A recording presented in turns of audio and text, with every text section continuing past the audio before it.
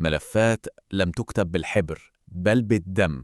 يعني كل ورقة هنا مش مجرد ورقة، لا، هي شهادة على معاناة إنسانية عميقة جدا. في ملفات بتتكتب بالحبر وفي ملفات بتتكتب بالدم. اليوم رح نفتح واحد من هاي الملفات، أرشيف سري كان المفروض يضل مدفون للأبد، لكنه خرج ليكشف عن قصة مرعبة كانت مخفية العقود. الرقم اللي نشوفه هو 135 ألف. تخيلوا، 135 ألف صفحة من الأسرار، صور، أسماء وقصص بتكشف نظام كامل من غرفته المغلقة. حجم مهول من الوثائق شاف النور أخيراً. وهذا بياخدنا للعبارة اللي بتلخص كل شيء. ملفات لم تكتب بالحبر بل بالدم. يعني كل ورقة هنا مش مجرد ورقة، لا، هي شهادة على معاناة إنسانية عميقة جدا. طيب خلينا ندخل في الموضوع مباشرة. شو هو ملف دمشق بالضبط؟ وإزاي مجرد ورق يقدر يحكي قصة بهالخطورة؟ المهم نفهمه هنا إننا ما بنتكلم عن شهادات ضحايا وبس، لا، هذا هو الأرشيف الداخلي للنظام نفسه، وثائق رسمية بتوقيعات وأختام بتكشف بالتفصيل الآلية اللي تم فيها التعامل مع آلاف المعتقلين. وهنا بيجي السؤال الطبيعي، كيف أسرار زي هاي بتطلع أصلاً؟ أكيد الموضوع ما كان صدفة أبداً، القصة وراها عملية معقدة وخطيرة جداً استمرت سنين.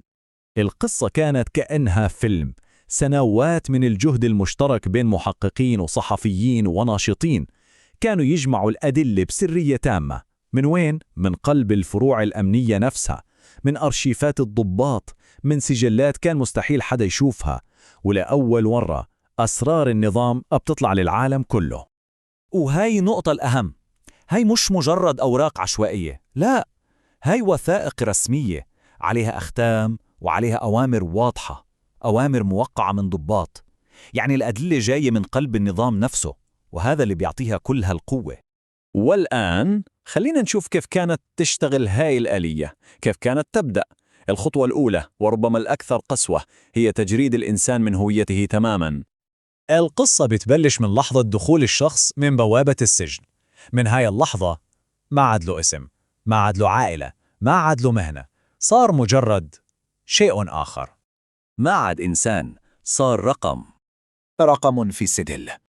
رقم بيتم التعامل معه، تعذيبه، وفي النهاية التخلص منه. الملف مليان قوائم طويلة من هاي الأرقام اللي كانت في يوم من الأيام أسماء لناس دخلوا وما طلعوا. وهنا تأتي قوة هذا الملف الحقيقية، إنه بياخد رقم زي 911 وبيرجع له معناه الحقيقي: أب، ابن، أخ. الملف بيرجع الإنسانية لحاول النظام يمسحها بالكامل. لكن الموضوع ما وقف عند تحويل الناس لأرقام. الملف بيكشف عن شيء أبشع: التستر، الكذبة الممنهجة لإخفاء الحقيقة. العبارة كانت دايما نفسها، باردة ومختصرة: توقف قلبه، مكتوبة في آلاف شهادات الوفاة الرسمية، كأن آلاف الناس قرروا فجأة يموتوا بنفس الطريقة الطبيعية. لكن الحقيقة اللي كشفتها الوثائق كانت شيء تاني خالص. الجثث كانت بتحكي قصة مختلفة تماماً: أثر ضرب عميق، حرق كهربائية، كسور في الأضلاع، نحول شديد من الجوع، علامات خنق وإصابات متعددة. واضح جداً إنها ما كانت وفاة طبيعية، هاي كانت جرائم، والأوراق الرسمية كانت أداة للتغطية عليها. والكذبة ما كانتش بس عن سبب الوفاة، لا، كانت كمان عن التوقيت. الملفات بتوضح أن الموظفين كانوا أحياناً يستلموا شهادة وفاة بتاريخ اليوم لشخص بيكون انقتل قبلها بشهور طويلة في غرف التحقيق. تخيلوا مستوى التزييف. كل اللي شفناه لهلأ هو مجرد قمة جبل الجليد. القصة لسه ما خلصت، الملف أعمق وأخطر بكتير. يعني اللي انفتح هو مجرد الطبقة الأولى. الملف بيدخل أعمق، بيفصل تسلسل القيادة، مين عطى الأمر، كيف كانت الأوامر بتنزل من فوق لتحت. الملفات الجاية بتحمل أسماء المسؤولين. وهذا بيتركنا مع السؤال الأهم، سؤال أكبر من شو اللي صار. السؤال هو: مين المسؤول؟ مين الشخص اللي كان بيقرر مصير آلاف الناس؟ هذا هو اللي بكشفه الفصل الجاي من ملف دمشق. ورح نحاول نفهم ونشرح تفاصيل جريمة هزت العالم كله.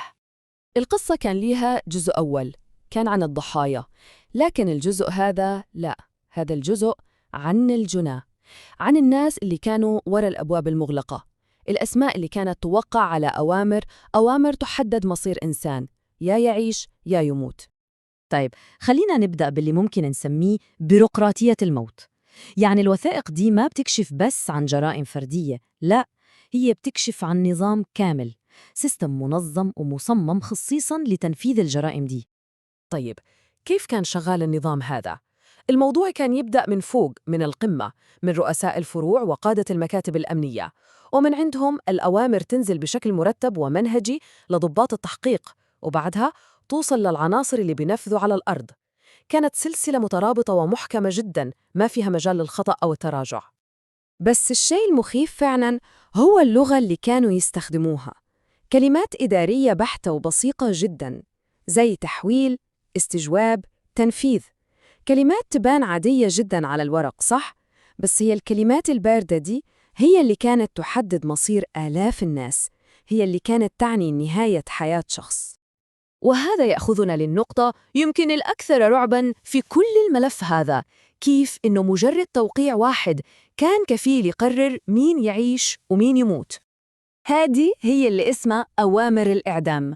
الموضوع ما كان مجرد تقارير روتينية عادية، لا، كانت وثائق رسمية عليها توقيع ضباط يوافقوا فيها بكل برود على القتل أو حتى على التخلص من الجثث. تخيلوا، مجرد حبر على ورقة كان هو الخط الفاصل بين الحياة والموت.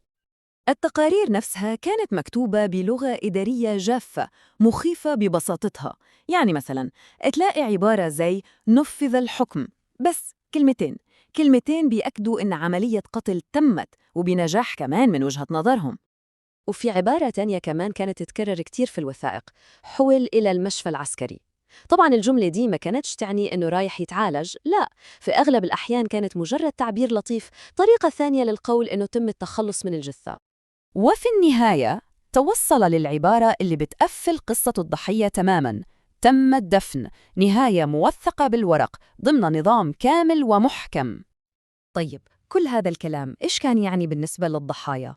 الصورة اللي بترسمها الوثائق مرعبة، بعضهم اندفنوا من غير اسم، وناس ثانية ترمت في مقابر جماعية، والكثير منهم ببساطة اختفوا للأبد بدون ما يتركوا أي أثر أو خبر لأهاليهم. بس الملف هذا ما فيه بس أوراق صامتة، لا، فيه كمان أصوات الجنات نفسهم، أصوات مسجلة في اعترافات. خلونا نسمع واحد من المحققين السابقين إيش قال بالنص: كنا نتلقى تعليمات واضحة، ما بدنا اعتراف، بدنا أسماء، وإذا ما عنده بيطلع من عنا ميت. يعني الفكرة كلها ما كانت إنهم يعرفوا الحقيقة، الهدف كان ببساطة إنهم يجيبوا أسماء أكثر، يوسعوا شبكة الاتهام وبأي طريقة كانت. وهذا بيورينا كيف الجريمة صارت شيء روتيني، شيء يومي. محقق ثاني يقول: كان في أيام ننفذ فيها 20 عملية إعدام ونسجلهم بنفس السبب، توقف تنفس. تخيلوا، 20 شخص في يوم واحد، وكلهم بيتسجلوا بنفس السبب الطبي المزيف للتغطية على الجريمة. كل هذا الكلام يخلينا نسأل السؤال الأهم: كيف كل هذه الأدلة، كل هذه الأوراق قدرت تطلع للنور؟ هنا تبدأ قصة ثانية، قصة سر التسريب. السؤال هو: كيف قدرت الوثائق دي تطلع من قلب دمشق، من داخل أقبية ومكاتب الأجهزة الأمنية نفسها؟ هذا هو اللغز الكبير. القصة بدأت بشخص واحد بس، شخص من جوا النظام قرر يخاطر بكل شيء. تم التخطيط لعملية هروب خطيرة جدا وتنفذت في ليلة واحدة، وفي النهاية الملفات دي وصلت لوجهتها لأيادي صحفيين ومنظمات حقوقية خارج سوريا. كانت عملية بطولية بكل معنى الكلمة.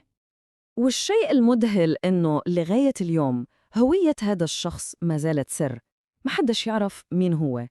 عمله غير التاريخ فعلاً، بس العالم ما يعرف اسمه، وهذا يثبت إنه شخص واحد ممكن يعمل فرق كبير جداً. طيب، نرجع لوقتنا الحاضر. إيش أهمية الملف هذا اليوم؟ إيش معناه في رحلة البحث عن العدالة؟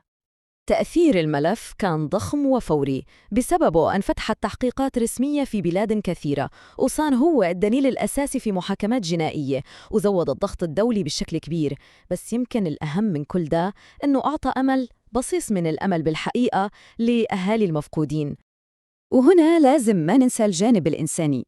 في عائلات كثيرة جداً عاشت سنين وهي في حيرة وعذاب، ما تعرف مصير أحبابها، بالنسبة لهم الملف هذا هو الدليل الوحيد، الإثبات المادي الوحيد على اللي حصل، هو الإجابة اللي استنوها سنين طويلة.